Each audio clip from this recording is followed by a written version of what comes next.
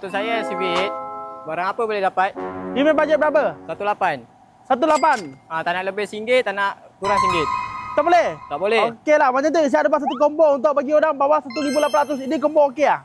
Okey, banyaknya barang. Boleh bos review. Okey, saya kasi review apa barang korang boleh dapat lah, okey? So, pertama ya, korang boleh dapat apa? Sport rim and kite. MS510 ada color hijau, color orange, color purple, color biru, color merah bagi orang pilih, tak ada masalah. Lepas tu bagi apa lagi? Kita bagi tayar full set, okey, yang Kodia Racingnya. Depan saiz 70-90-17, belakang saiz saya bagi 80-90-17 untuk combo ni. Tak lupa juga kita bagi apa? Disc one set depan belakang bagi PPR Racing R3, okey?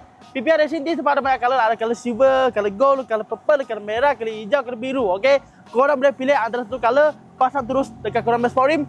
Lepas tu abrang perlu wajib tukar, okey, untuk yang CB8. Iaitu apa? Chain adjuster. Kita bagi chain adjuster. Yang CB8 MJ Racing dengan apa? Step udang je, okey? Step udang ada banyak color bagi korang pilih. Ada color merah, color purple, color silver, color hitam dan juga color biru untuk korang, okey? Lepas tu apa barang kita bagi? Spoke Hub Dyno Pro, okey?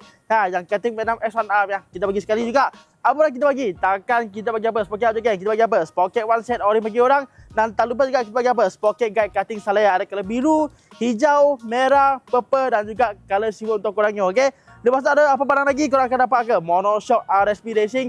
Bersaiz dia 195mm untuk korang juga. Paling penting sekali geng, dah lowerkan korang punya monoshock. Masih boleh apa lagi geng? Kita bagi apa? Swing arm, king drag, ada banyak color korang boleh pilih. Ada color pink, hitam, hijau, purple, merah, blue, sky blue. Okey, korang boleh pilih masa tu color korang suka.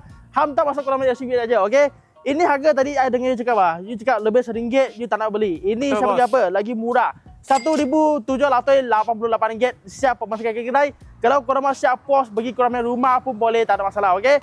So guys, kalau you orang mau beli combo ini cepat-cepat datang ke Sudah Garage sebab stok limited. Kalau korang rasa jauh sangat, mau pos, kita boleh pos bagi orang.